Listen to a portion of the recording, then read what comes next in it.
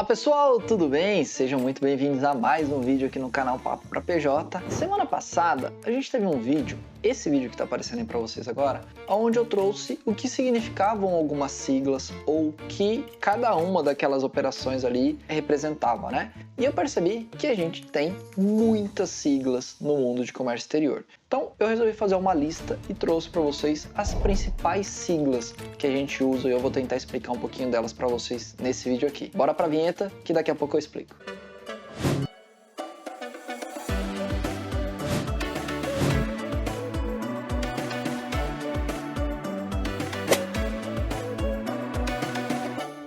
Fala galera, tudo bem? Sejam bem-vindos a mais um vídeo aqui no canal Papo pra PJ. Eu sou o Patrick, tenho mais de 15 anos de experiência no mundo financeiro, em comércio exterior. Nós temos cursos, temos grupos de morning call, estamos presentes em todas as redes sociais. Enfim, se você não faz parte de uma das nossas redes sociais ou se não está no nosso grupo de morning call, o link está aqui embaixo. Pelo nosso grupo de morning call e pelo nosso Instagram, eu faço a divulgação dos nossos cursos que estão em aberto, tá bom, pessoal? Vamos lá, galera. É o seguinte, eu fiz uma listinha aqui, eu vou ter uma colinha aqui para eu poder trazer um pouco das siglas, porque muitas vezes está no nosso dia a dia, a gente acaba falando, mas às vezes uma pessoa que está chegando nesse mundo de comics, que está começando agora a operar, às vezes para essa pessoa não é tão claro, né? E já deixa nos comentários aqui se eu esquecer de falar algum aí, se você já ouviu algum desses termos, ou se tem algum termo que eu não falei e que você quer que eu explique, tá? Deixa nos comentários aí que se eu souber, eu respondo pra vocês. Beleza, pessoal? Então vamos lá, vamos começar com o FX, tá? O que é o FX, galera? O FX nada mais é do que o câmbio pronto. Basicamente, a tradução para inglês de câmbio pronto aqui, não de uma forma literal, mas é a tradução para inglês. Tá? Então quando você fala, poxa, eu preciso fechar um FX, eu preciso fechar um câmbio pronto, tá? E aí dentro de câmbio, né, de forma geral, você tem spot e você tem o forward. Qual a diferença? O que é isso? Então você tem um câmbio spot ou você tem um FX spot, que nada mais é do que a cotação do momento do dólar, ali aquela cotação que está na tela, né? E você tem o forward, que nada mais é do que a cotação futura, né? Então, poxa, quanto tá o dólar para daqui 20 dias? Esse é o forward, né? O dólar futuro, o preço futuro da moeda. A gente tem também uma nomenclatura que é a PTAX, tá? O que é a PTAX? A PTAX é uma mediana do dólar, ou uma mediana de moedas estrangeiras, que é divulgado diariamente pelo Banco Central. A gente entra em algumas siglas também de financiamentos, né? Que a gente teria ACC, ACE, PPE e NCE, tá? Esses quatro são financiamentos distintos uns dos outros e são destinados exclusivamente a exportadores. Então o que a gente tem no ACC? O que é o ACC? O ACC é uma antecipação de contratos de câmbio, né? Ele é um financiamento que ele é feito na fase pré-embarque, antes do exportador efetivamente exportar a mercadoria ou exportar a venda, ele pode contratar um ACC. O ACE significa antecipação de cambiais entregues. O que é uma antecipação de cambiais entregues? Significa que o exportador já exportei, já tenho toda a documentação necessária para comprovar que eu exportei, e aí eu vou até a instituição financeira e contrato um ACE. Então a gente tem o ACC na fase pré-embarque e um ACE na fase pós-embarque, tá? Então são financiamentos praticamente iguais, com a mesma taxa de juros, mesmas configurações, porém um é feito na fase pré-embarque, antes de eu realizar efetivamente a exportação, e outro é feito na fase pós-embarque. Além desses dois, a gente tem o PPE, que é o pré-pagamento ao exportador, tá? O que é o pré-pagamento ao exportador? O PPE, ele nada mais é do que um financiamento que normalmente é utilizado para prazos mais extensos. Então a gente tem o ACC e o ACE, que normalmente é utilizado ali para 180 até 360 dias, e a gente tem o PPE, que ele é voltado para uma linha de mais longo prazo. Normalmente, a partir de um ano e meio, as instituições financeiras começam a utilizar o PPE, tá? Uma estrutura relativamente parecida com o ACC e com o ACE, com algumas diferenças, mas também voltado para exportadores. E o nosso último desse que eu falei para vocês aqui até agora é a NCE, que é a nota de crédito ao exportador. Também a gente pode encontrar CCE, que é a cédula de crédito ao exportador. Esses dois, eles são idênticos em estruturas, o que muda é a NCE é para uma operação exclusivamente com avalista, quando não tem nenhum outro tipo de garantia, e a CCE é quando eu tenho qualquer outro tipo de garantia. Então eu tenho aval mais um veículo, aval mais um imóvel, eu tenho só o imóvel, qualquer coisa além, né, ou diferente de aval, se torna uma CCE, tá? Então só muda a nomenclatura por causa do tipo de garantia, mas a estrutura é igual. A gente tem o FINIMP, né, que se você for olhar, ele é super simples porque é FINIMP, né, FIN de financiamento e IMP de importação. Então, financiamento de importação, tá? Dentro do FINIMP, a gente tem algumas modalidades de FINIMP, então a gente tem um FINIMP de financiamento de impostos, um FINIMP de financiamento de fretes, de serviços, enfim. A gente tem algumas modalidades de FINIMP, tá? Mas o FINIMP significa financiamento de importação.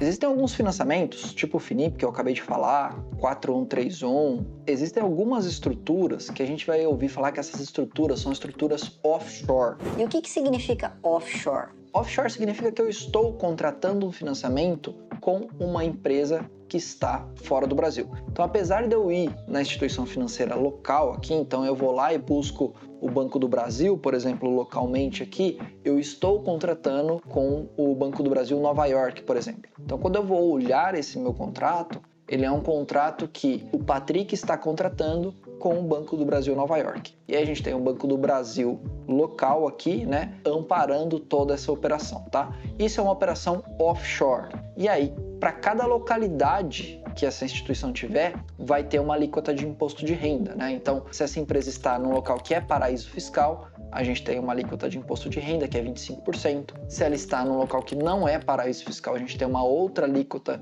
que é 15%. Então, depende muito da onde está essa instituição que está te concedendo o financiamento. Quais são as operações offshore? PPE, FINIMP, 4131, a gente vai ter Law Offshore, a gente vai ter algumas outras aí que são consideradas operações offshore, tá? Falamos no vídeo anterior sobre SBLC, sobre LC, sobre CG, enfim, a gente falou sobre alguns temas, né? Mas SBLC, que é muito ouvida por muita gente aí, nada mais é do que Standby Letter of Credit, é um tipo de garantia internacional, e LC significa Letter of Credit, tá? Que seria uma carta de crédito. A LC nada mais é do que uma fiança, né? Então, fazendo uma comparação com uma operação local, a carta de crédito seria similar a uma fiança, né? E a Standby Letter of Credit, ela é uma garantia internacional. Um outro termo que a gente escuta bastante, que às vezes ele acaba gerando um vínculo, tá? É o termo hedge. Ao que normalmente a gente vincula a hedge? A gente vincula derivativos. Então, eu vou fazer um hedge, eu vou contratar uma NDF, eu vou fazer um hedge, eu vou contratar um swap, eu vou fazer um hedge, eu vou contratar opções, enfim. Quando eu falo do termo hedge, normalmente a gente vincula a algum tipo de derivativo.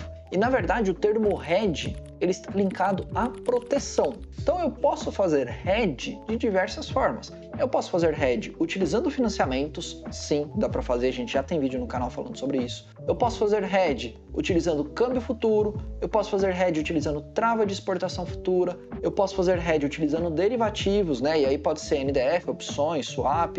Dá para fazer hedge de diversas formas. Dá para fazer hedge inclusive com as minhas exportações e as minhas importações. Então, administrando muito bem os meus fluxos ali de exportação e importação, eu consigo fazer hedge, é o que é chamado de hedge natural. Tem um termo que já foi muito mais ouvido e hoje é um pouco menos, que é o BOF. Tá? O que é o BOF? É o Break of Funding. Traduzindo para o português aqui, é a quebra de contrato. Dentro do BOF está incluso todos os custos por antecipação, por atraso. Basicamente é uma cesta de taxas de juros, uma cesta de custos, tá? Tanto para antecipar quanto em possíveis atrasos. Se vocês forem pegar para ler um contrato, os contratos locais provavelmente eles vão estar escritos como custo de reposição. Nos contratos internacionais a gente pode encontrar como custo de reposição sim, ou como BOF, né, como Break of Funding, tá bom? Mas nada mais é do que uma possível multa por uma antecipação ou por um atraso. E para a gente finalizar nosso vídeo, provavelmente você que já operou com comércio exterior já ouviu falar que algo aconteceria em D0, D1, D2, D5, D10, D20, né? O que é isso, Patrick? Esse D significa quantidade de dias, tá? Então, D0 significa que vai acontecer hoje.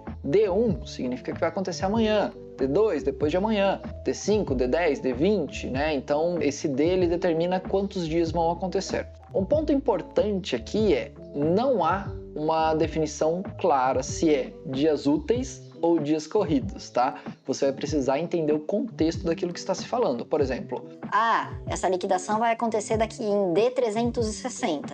Se é D360, normalmente isso está sendo abordado como dias corridos. Então, essa liquidação vai acontecer daqui a um ano. Ah, o pagamento vai acontecer em D2. Normalmente, quando a gente fala de prazos mais curtos, D2 significa 2 dias úteis, tá? Então, contaria uma sexta, não contaria sábado e domingo e contaria uma segunda, por exemplo, né? Enfim, você vai precisar entender o contexto para saber se esse D que está sendo referido é a dias úteis ou a dias corridos, porque não há uma separação sobre isso, tá?